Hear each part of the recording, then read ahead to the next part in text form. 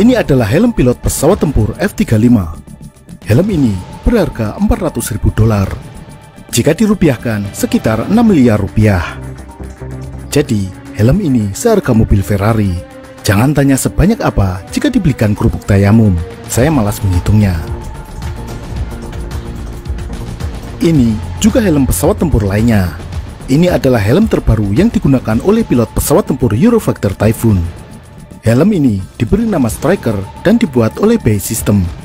Meskipun tampilannya sedikit memicu tripofobia, namun harga helm ini juga sama mahalnya, 250.000 pound sterling atau $400.100. Mengapa helm pesawat tempur tersebut sedemikian mahal?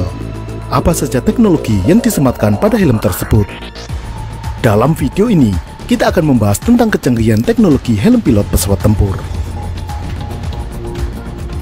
Helm yang digunakan oleh pilot pesawat terbang terus berevolusi sejak era Perang Dunia Pertama hingga saat ini. Pada masa Perang Dunia Pertama, pilot menggunakan penutup kepala berbahan kulit dan kacamata atau goggles. Keduanya terutama berfungsi untuk melindungi dari terpaan angin karena bentuk kokpit yang terbuka pada masa itu. Dalam perkembangannya, pilot, terutama pilot pesawat tempur, menggunakan helm yang hampir sama dengan helm sepeda motor.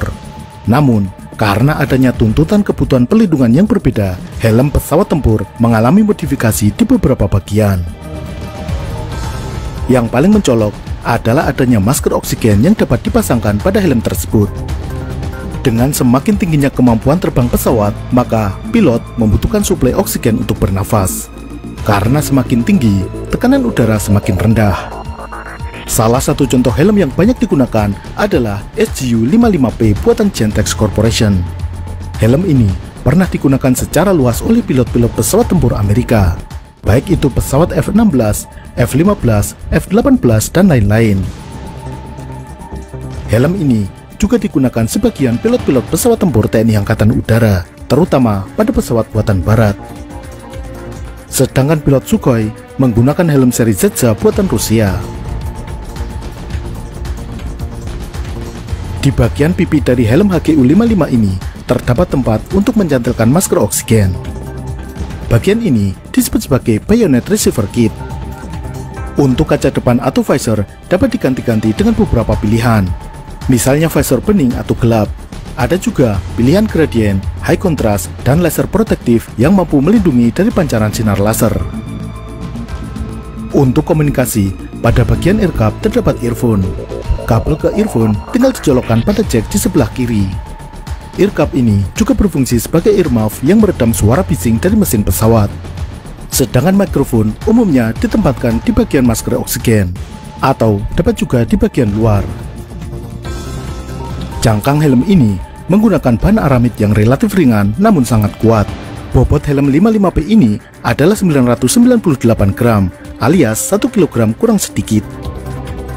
Selain tipe HGU-55P, Gentex juga memproduksi tipe yang lebih baru, di antaranya HGU-56P untuk helikopter, HGU-68, dan lain-lain. Dengan digunakannya secara luas, membuktikan bahwa helm ini memiliki kualitas dan fungsi yang sesuai dengan kebutuhan pilot pesawat tempur. Namun, tentunya masih banyak yang bisa diperbaiki dan dikembangkan dari helm buatan Gentex ini. Untuk itu, selain Gentex, ada beberapa perusahaan yang juga memproduksi helm untuk pilot pesawat tempur. Salah satunya adalah Live Airborne Technologies.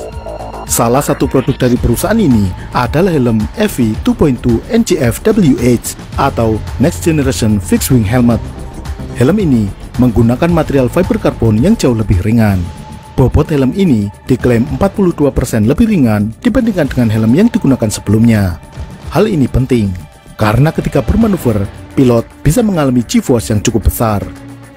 Misalnya dalam manuver 4G, maka beban yang dirasakan kepala adalah 4 kali lipat bobot helm yang sebenarnya. Misalnya bobot helm 1 kg, ketika mengalami G-force sebesar 4G, kepala pilot seolah menahan beban helm seberat 4 kg. Pengembangan lain dari helm ini diantaranya ventilasi yang lebih baik, bayonet receiver kit yang dapat diputar, dan tali dagu dengan penguncian magnetik. AV 2.2 juga dilengkapi dengan mounting untuk pemasangan night vision device, sehingga pilot bisa menggunakan NVG pada saat terbang pada malam hari. Fitur lainnya adalah hands-free cockpit illumination.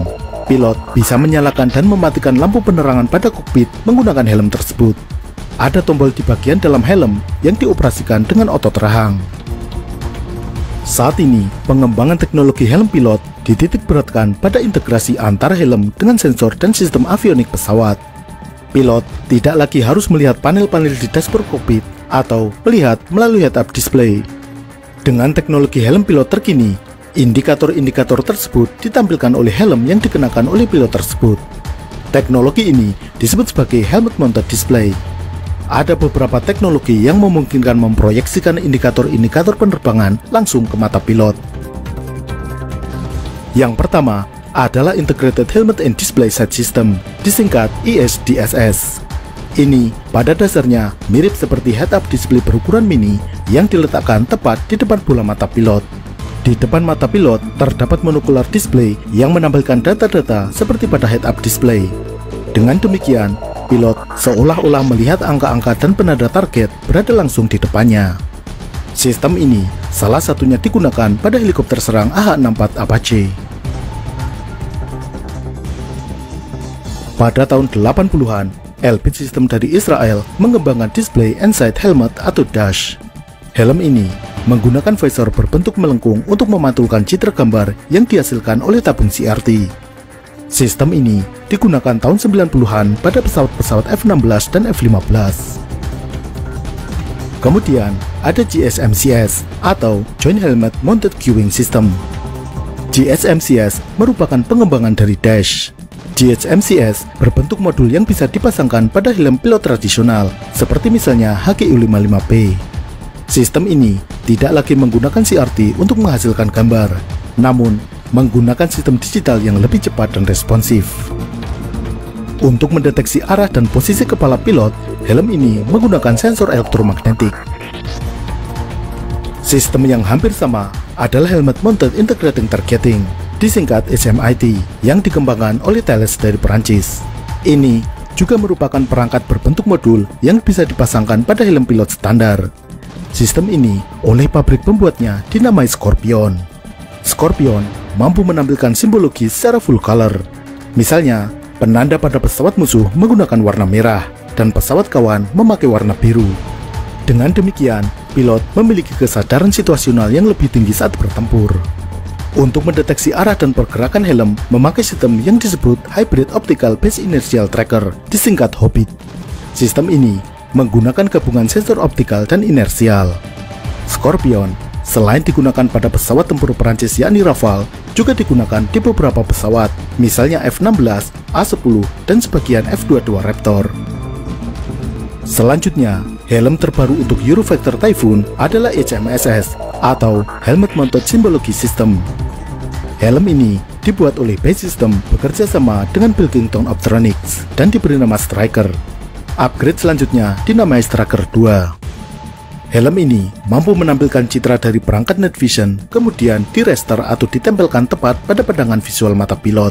Demikian juga dengan simbologi yang sudah full color, juga ditempatkan tepat pada objek yang dilihat oleh mata pilot.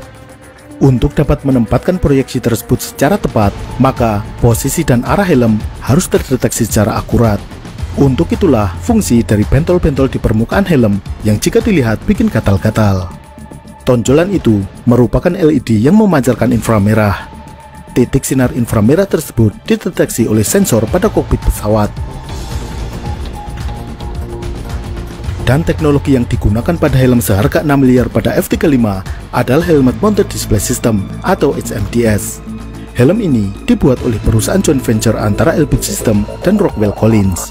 Joint venture ini bernama RCEVS, singkatan dari Rockwell Collins ESA Vision System LLC. ESA adalah Elbit System of America, cabang Amerika dari Elbit System Israel. Display pada helm ini dipancarkan oleh proyektor kecil di atas helm. Citra ini disorotkan ke visor dan dipantulkan langsung ke pupil mata pilot, sehingga pilot akan melihat langsung proyeksi citra ini seolah-olah langsung dengan mata kepalanya sendiri.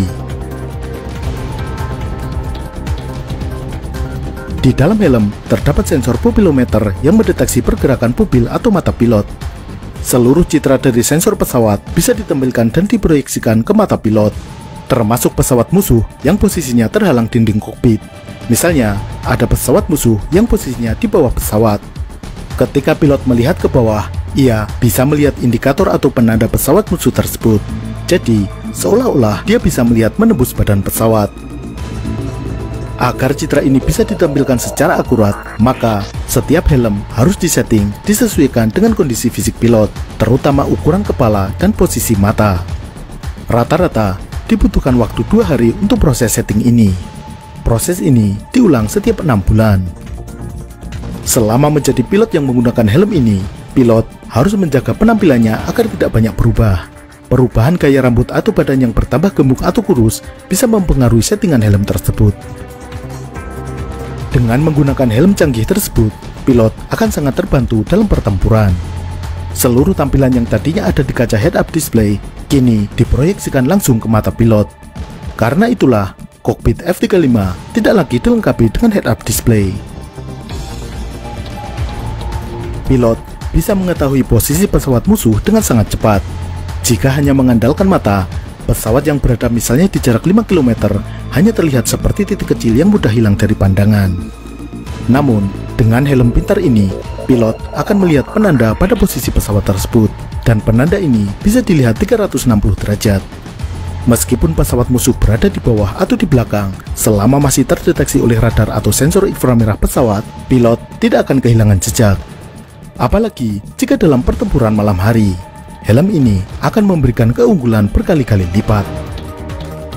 Istilah the man behind the gun tentu ada benarnya, tapi harus diakui, dalam era perang modern, peran kecanggihan alat akan semakin dominan. Siapa yang memiliki perlengkapan tempur lebih maju akan lebih berpeluang untuk menang. Sampai jumpa.